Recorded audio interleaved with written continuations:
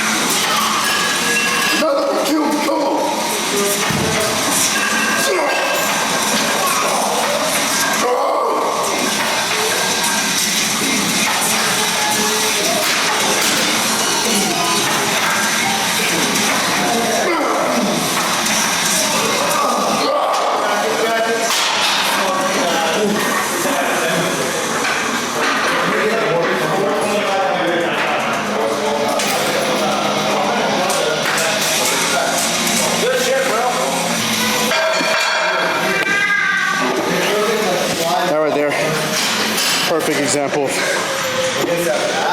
I didn't want to do it, so my mind was trying to quickly just stop it. But I had more in me, so I fought for those last three. I was in love with this girl, and I remember the way she looked at me, and she gave me this big hug. I don't know why that specific moment stuck with me so much. I was so excited that I was getting one step closer potentially to getting close to that dream of the house, the family. It kind of fucked me up, and I remember genuinely crying my heart out to her, begging for her. And there was one thing that she said, and I'll never forget this, that she didn't want to see what the life with someone like me. You gotta be a little bit insane to do this. You can't be normal. You can't be like, well, I'm gonna run a business also and get married and have kids too. You can be that guy. There's gotta be a switch. Go click.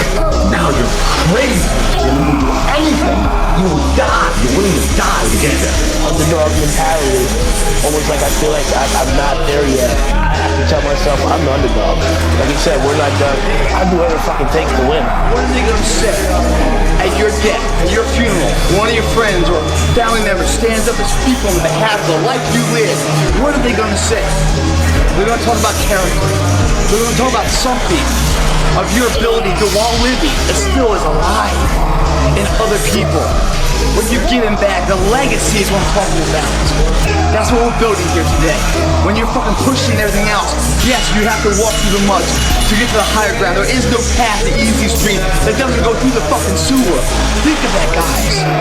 As we're going here and you're pushing the pain out, and you're trying to get that wreck, that's where it all matters, man.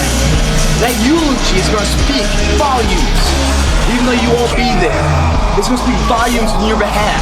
It begins today, right now, what we do. You want to be a man? This is what you do. If you want to stay a boy, go and do what your other friends do.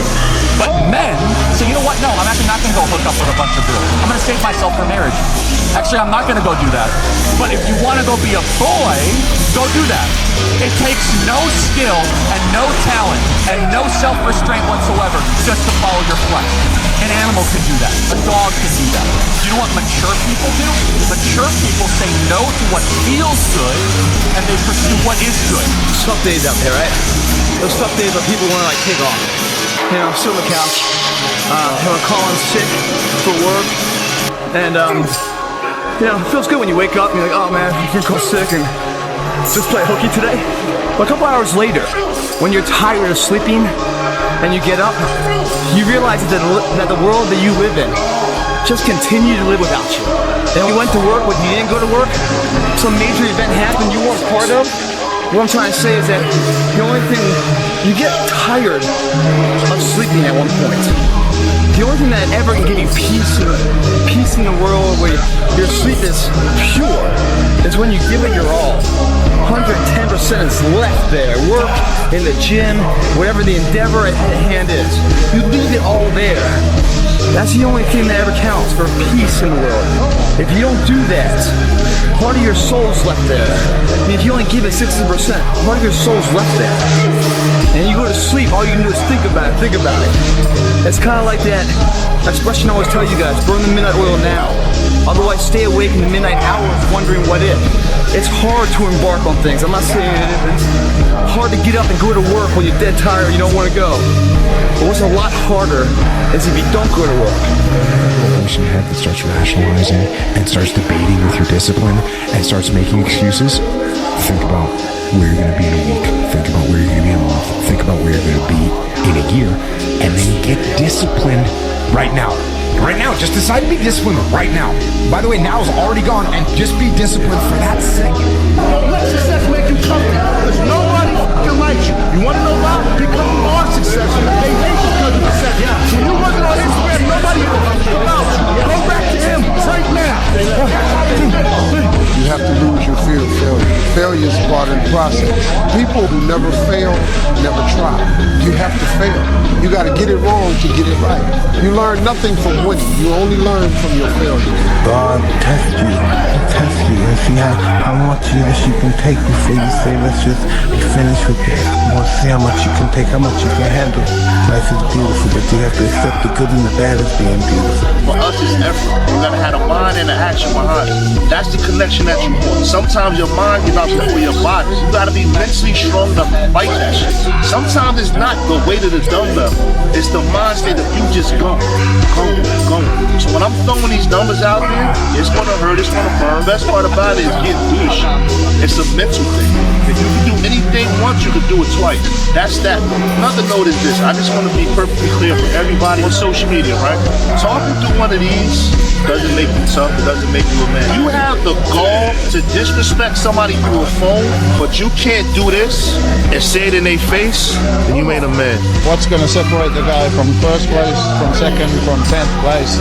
Then it's going to be what you put into it.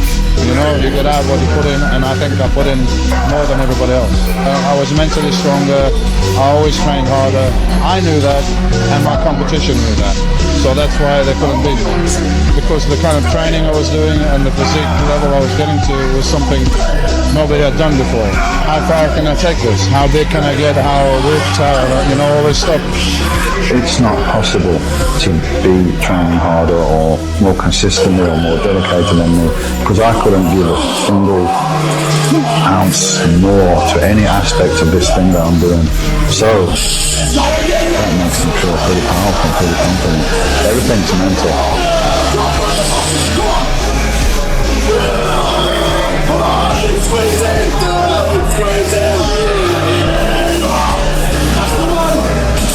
There's people that train to compete, there's people that train to win, and then there's people that train to dominate, to be the greatest of all time. But there's a different mindset. There's a never satisfied, always improving mindset that the great champions have. Promise yourself. Promise yourself. You be the best fucking person. Nobody fucking knows the secret. If you give up on your dream, what do you have left? Nothing. I can't live that way. I can't live that way. I have to live on the edge. If you want something bad enough, you can't let anybody tell you you can't do something. I'll repeat that. If you want something bad enough, you can't let anybody tell you you can't do something. Not even yourself. I can describe this in one word. People don't focus on things. Sometimes if you want to become the best, you understand how you kids. You're going to become the best anyway. I'm not against people. Just say you want to become the best in this business. Sacrifice your work, sacrifice your happiness, sacrifice everything. After a lifetime, I call it sacrifice.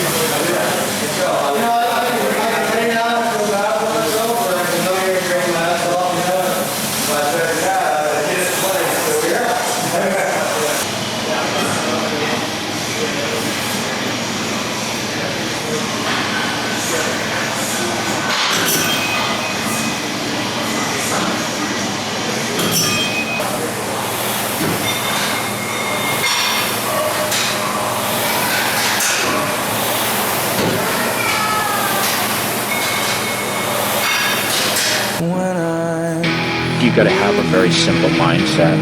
You know, you can't be social. You can't be out doing a lot of other activities.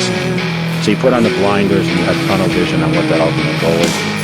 I was always on track with everything. I mean, everything was structured. I lived in a fucking box in order to be the best. I had no outside. People call me with their problems. I think, like, the phone was off. Don't bother me with negative shit. And I just went at it. Like, that's all I cared about. That was what my life was like. It was like go full fucking throttle every day. That discipline was there. I always tell everyone it wasn't about the body, it was about the mind at first. But I trained my ass off.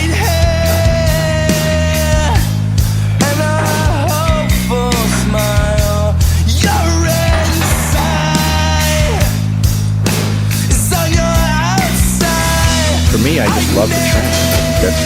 That's what separated me from, like, most guys. There was times where I almost got out training. I'm lunging with, 225 on my back in the parking lot. And I remember just like, okay, no one else is doing this, so I'm going to do it. And that's what my mindset. that was how I like mind fucked everybody else. So I used to train in the middle of the night because no one else was doing it. Like, man, is that the secret? Is that what they have to do? Is that what we have to do? And I did it almost to kind of like play mind games with the other guys. But I was also a beast. I was known as a so-called mass monster.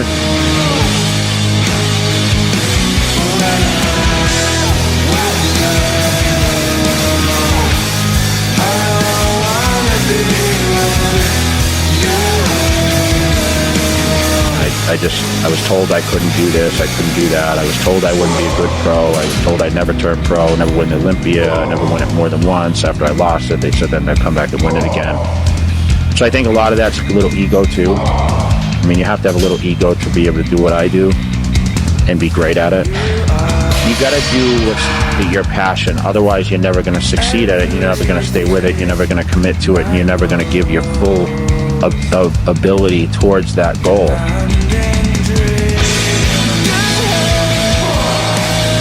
Back from it that I just never gave up, and I always believed in myself. And I mean, I was so disciplined, man. There was no bodybuilder on this fucking planet that was more disciplined than I was at that time. I felt like a fucking machine, man. Everything just clicked. Like I told you, I could do anything. A champion wants to succeed more and more and thinks about 24 hours a day.